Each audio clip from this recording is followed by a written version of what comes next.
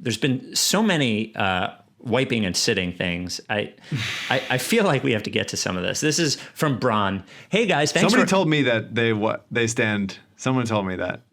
There's someone else. Like, people are coming out of the woodwork to say they do this, and I want them to know you should be shamed into not telling me this. Yeah, so I brought it up to our midday show at IP, and I'm in the room with, I'm not going to expose who was who. So I'm in the room with James Seltzer, Joe DeCamara, John, former... And the room is the bathroom, right? Yeah, we're all watching each other wipe. Mm-hmm. We're actually in a large conference room at work. This is how it works, wearing masks like 10 feet away from each other. It's a very strange world. But it's me, Richie DeCamara, Seltzer, and my assistant program director, Jack Keffer. And I said, hey, guys, this thing's been happening on my podcast, this sitting and standing thing. And I said, can you believe that some people stand after number 2? And I got that deer in the headlights look from a couple of them. And I'm like, oh no, you stand? And I would, 2 of the 5 people I was in the room with, 2 of the 4 people, I'm sorry, stand. And like, we did a poll on the way to go not outing them. Yes. I only name 2 of them, and now all of them are implicated as standards. Yeah, that's like the Groundland thing. Like the former Groundland writer who was shamed into sitting. Ridiculous. The turning around is even so wider fucking thing. insane. Stand up, turn around, walk outside, and then go for a lap to clear it out. And air out your butthole, and then you may commence wiping from there. We did a poll on the Ricky Twitter, but like one person suggested in his email, it's about 40%. We got about 40% saying they were standing. Amos texted me that he could see a world in which a woman would have a different experience given the equipment down there. He goes, but as a man, I cannot think of a reason to stand. I just want to say, standing is different than hovering. Yes. Hovering is fine. Yes. Hovering is human, acceptable, whatever leverage you need to get, go for it. Mm-hmm. But a full stand, is locking your knees. It's wrong. I don't know what your parents taught you. Who is poisoning these children? Yep. To grow up to be standers for their whole life. Maybe nobody's teaching anybody anything is the problem. I think like there might not be any education and kids are figuring this out on their own. Yeah. Well, it's like a 4-year-old, you stand up because you're proud. I did it. Right. Look at what I did. Yes. But when you're like 38, stay seated, pal. So this comes from Bron. I have a new layer to the wiping saga. I think it's significantly more complicated than is being discussed. Here are the options. Sit and fold, sit and scrunch, stand and fold, stand and scrunch. Additionally, do you wipe bottom to top or top to bottom? These are all the questions and preferences in the wiping formula. Sit and fold or sit and scrunch, like as in like with the toilet paper? Mm-hmm. I go both, kind of whatever. Yeah, I sometimes I'll fold and sometimes I'll scrunch. Yeah. Depends on the style of toilet paper. And I also don't have a real religious bottom to top. I think bottom to top generally. Well, when you say bottom, do you mean back to front? I'm front to back. Butthole to tailbone. The tailbone is the back. Okay. Then back is second. Yes, that's what I do. I do front to back. That would be how I do it. So this comes from Devin. Great stuff, guys. Yes. Just feeling the need to speak out on this issue. I was a standing wiper for years. How many people are doing this? For whatever reason, wiping while sitting never occurred to me. I guess the other podcast that we're doing together is a butthole podcast. I guess this is what we're... Well, I mean, you have a lot of thoughts, I think. I was also never told by anyone, my parents or otherwise, how I should be wiping. This only changed when in college in Synecdoche, New York. The movie Synecdoche, New York, yeah. Synecdoche, New York. I don't know the movie. Starring Philip Seymour Hoffman. Toward the end of the movie, Hoffman's character is being directed by a person speaking to him through an earbud. There's a shot of him sitting on a toilet, and the director tells him, wipe yourself. And then he does, all italicized, without standing up. This was a revelation to me, and I have never looked back. I can no longer remember the person who thought wiping with standing was okay.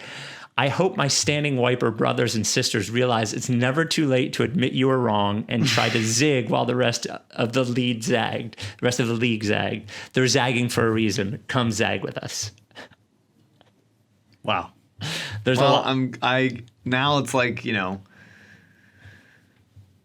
think about yourself as a filmmaker, as a TV writer, whatever, and you're like, I want to put good things into the world, and just generally positive vibes or whatever.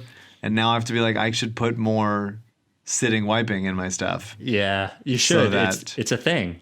It educates people and saves them from this odd, childish presentational demise that they're doing. Final email comes from Dan. First basketball. The Sixers were to run it back with essentially the same team from last year, but had Nick Nurse, or whoever you think the best coach in the league is, as coach. What do you think their record and playoff outcome would be? A lot of people came into this year thinking they had the chance to be good.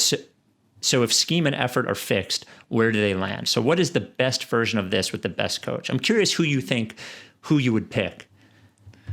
I think Spoelstra's up there. I think he's a very good coach. I do think Nick Nurse is good. Stevens, if he gets fired, maybe they wait. No, I don't think Brad Stevens is a good coach. Until this, I was willing to. I always thought Doc was a good coach, but it's a lot of blown situations here. I guess you could add Steve Kerr. I don't think that they would be much better. I do think that I don't claim to think that Brett is one of the best coaches in the league. I always thought he was in the totally fine 9 to 20 range. But I don't think with the roster as is and what they. Maybe another coach could have gotten through to guys to do different things, but assuming that their skill sets are the same and it's just where to place players and substitution patterns, I don't think that would have been much better. Yeah, I think there's a lot of good coaches. I agree with you. They were on a pace to win 49 or 50 games. Yeah, and I think maybe the ceiling was 53 or 54, and maybe they win around instead of, assuming Simmons is there and stuff like that. But I think it's not only the roster, but when the roster was created, I think if a good coach has 2 years with them and this roster is the same for 2 years, it gives them a better chance than the 1 year.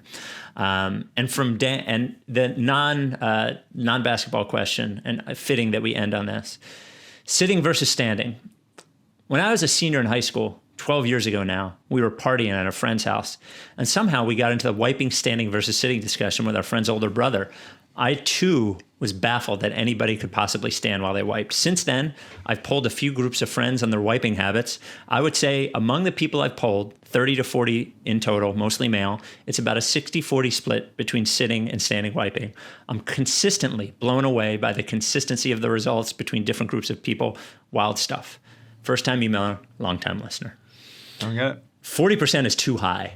That's way too high. Yeah, for wrong. The amount of particles you're getting on your wall, or the towel, or your rug, anything. Well, not to be gross, Mike, but by standing, I'm sorry, this is gross. By standing, you're pressing the cheeks together and making a bigger mess of it, and you have less access. I don't understand. It's wrong. It's just wrong. It's the wrong way to do it. Then why do you even sit to poop? Right. And just stand to poop. Stay standing the whole time. Walk around. Don't even stop. Keep moving. You've heard of the squatty potty, right? Yes. And basically what the squatty potty does is it basically tells you that the best way to go number 2 is to have your knees up and everything sort of spread out more. Right. The squatty potty doesn't just tell you to stand up. Right. I have to recommend my good friend his podcast. It's called Duty Calls. It's Duty Calls with Doug Mand. He's a Philly guy. I believe he listens to this podcast still.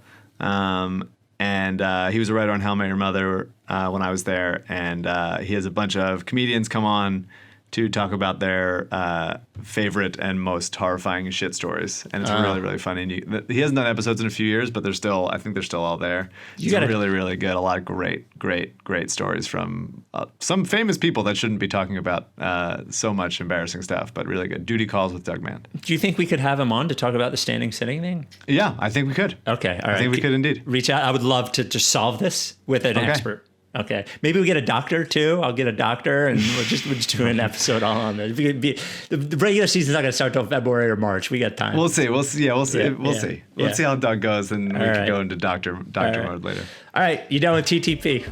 Yeah, lick face.